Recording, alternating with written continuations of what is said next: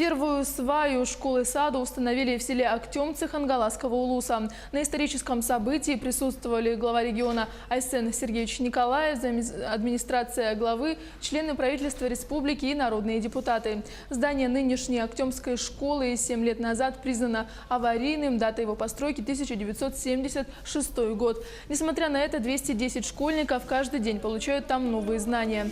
Не лучшая ситуация и с детским садом Тулукчана. Одноэтажная деревянная постройка осела и тесна для всех воспитанников. Некоторые родители приняли решение водить детей в сад в соседнем селе. Новое учреждение откроет двери для 220 школьников и 100 детсадовцев в 2021 году.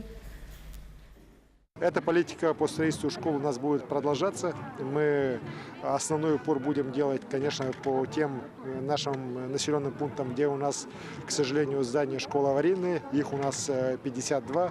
Есть еще сгоревшие школы. Конечно же, достаточно острая проблема у нас по городу Якутску. И мы надеемся, что с руководством города Якутска эта проблема тоже будет решаться.